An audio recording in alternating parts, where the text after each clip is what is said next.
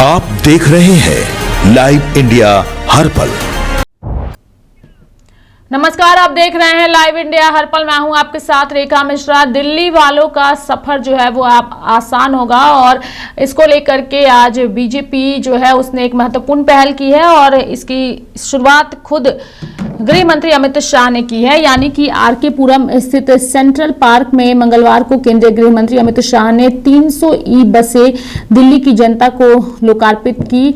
प्रतीकात्मक रूप से उन्होंने 11 ई बसों को हरी झंडी दिखाकर रवाना किया। साथ ही मिशन 70 लाख पौधारोपण अभियान की शुरुआत भी की। बता दें कि दिल्ली के 2 लाख लोगों को एक पेड़ मां के नाम से जोड़ा जाएगा। वहीं दिल्ली के 250 वार्ड और 70 विधानसभा क्षेत्र में जन भागीदारी के साथ पौधारोपण कराया जा रहा है। फेसिंग के साथ ही पौधों की जियो टैगिंग कराई गई है ताकि निगरानी सुनिश्चित हो और यदि जब पौधे को किसी प्रकार नुकसान हो तो वहां नए सिरे से पौधे लगाए जा सके। मुख्यमंत्री रेखा गुप्ता ने कहा कि केंद्र और राज्य जब मिलकर काम करते हैं तो बड़े से बड़ा लक्ष्य भी कठिन नहीं रह जाता। हमारे संस्कार सिखाते हैं कि प्रकृति से लेने से पहले उसका सम्मान करना होता है। विकास और पर्यावरण एक दूसरे के विरोधी नहीं, पर्याय हैं। हमने सरकार बनाने के बाद लगातार ग्रीन कवर बढ़ाने पर काम किया है। बजट का 22% हिस्सा ग्रीन कवर के लिए रखा। दिल्ली में हम 100 ऑक्सीजन पार्क बनाएंगे जिनमें से 11 का काम शुरू भी हो चुका है। पेड़ केवल लगाए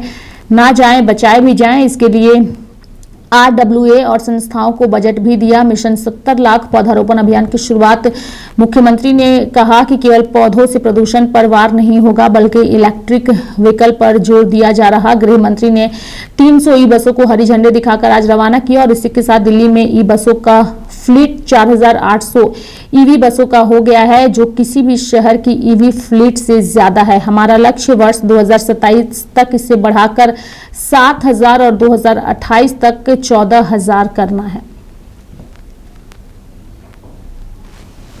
देखिए, एक पेड़ माँ के नाम और देश के गृह मंत्री माननीय अमित शाह जी ने 70 लाख पौधों का जो लक्ष्य लिया है, ये दिल्ली के प्राण वायु को ठीक करने के लिए, दिल्ली के पर्यावरण को ठीक करने के लिए एक बड़ा मिशन है। और इसी के साथ साथ 300 ईवी बसें भी आज स्टार्ट की जा रही हैं, वो भी एक बड़ा मिशन है। और 2027 तक 14000 ईवी बसें दिल्ली में आ जाएंगी। तो आप समझ सकते हैं कि पर्यावरण के लिए युद्ध स्तर पर दिल्ली के मुख्यमंत्री रेखा गुप्ता काम कर रहे हैं और दिल्ली का पर्यावरण और दिल्ली के लोगों की जो प्राणवायु है, सांसें हैं, वो जरूर निश्चित रूप से ठीक होंगी। देखिए, ऐसा है, मैं 70 लाख पेड़ एक पेड़ माँ के नाम हमारे प्रधानमंत्री जी ने जो एक सोच रखी थी, उसको हम लोगों ने जमीनी एकीकरण दिल्ली सरकार ने चालू किया है। हमारे गृह मंत्री, हमारे मार्गदर्शक उसमें आए, बहुत अच्छा लगा। जो मार्गदर्शक हमको सरकार को आके एक प्रेरणा देते हैं, उस प्रेरणा से हम और आगे काम कर पाएंगे। इसके साथ साथ हमने 300 बसों को भी आज नया चालू किया, रूटों पे लगाएंगे।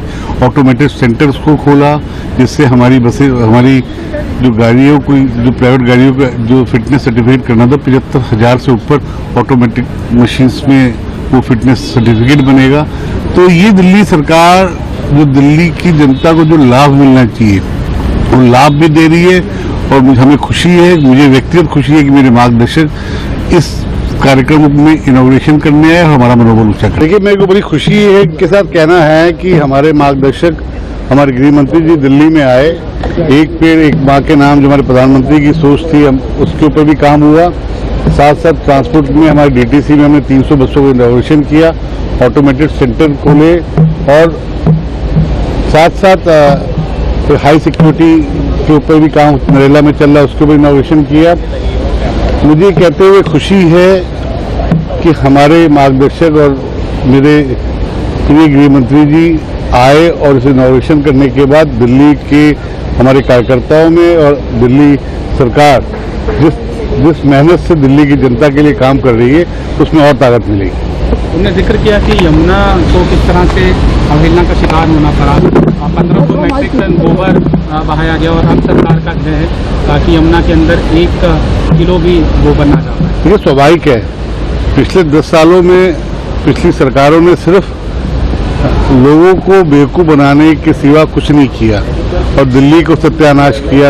आज उनसे कोई बात करो तो कुछ भी कहते रहेंगे, बिना सिर पैर की बातें करते रहेंगे। जो हमारे गृहमंत्री जी ने कहा, यमुना जी के ऊपर हमारी सरकार वचनबद्ध है और यमुना को साफ सुथरी स्वच्छ यमुना करके देने का जो वचन दिल्ली की जनता को दिया है उसे पूरा करेंगे। 3 नवनिर्मित डेपो का लोकार्पण किया गया, 300 इलेक्ट्रिक बसों के परिचालन का शुभारंभ किया गया और सबसे बड़ा जो आज के कार्यक्रम की आत्मा है, हमने रीच का पुनर्जीवन करने का, फिर से एक बार रीच को हरी करने का कार्यक्रम आज शुरू किया है। मित्रों, ये सारे कार्यक्रम दिल्ली को विकसित बनाने के एक ग्रांड मास्टर प्लान का हिस्सा है, परंतु आज मैं रीच के लिए जरूर बात करना चाहूंगा। मैं बहुत सालों से दिल्ली में आता हूं, एयरपोर्ट से आते हैं और दिल्ली में घूमते हैं तो कई जगह पे रीच दिखाई पड़ती है। रीच के अंदर जहरीले बबूल और कंटीले कई प्रकार के वृक्ष दिखाई पड़ते हैं, जो देखने में तो हरित दिल्ली का भ्रांति खड़ा करते हैं, मगर हमारे पर्यावरण के अनुकूल नहीं। दिल्ली में 1994 में 7,784 हेक्टर रीच को इंडियन फॉरेस्ट एक्ट के तहत अधिसूचित किया गया, परंतु इसकी फाइनल अधिसूचना 30 सालों से नहीं निकली थी। मैं रेखा जी को बहुत बहुत बधाई देना चाहता हूं। उसमें से 5,000 हेक्टर रीच को अब वन क्षेत्र घोषित कर दिया गया। तो मेरे साथ फिलहाल अभी के लिए इस खबर में इतना ही। आप देखते रहिए लाइव इंडिया हर पल। नमस्कार।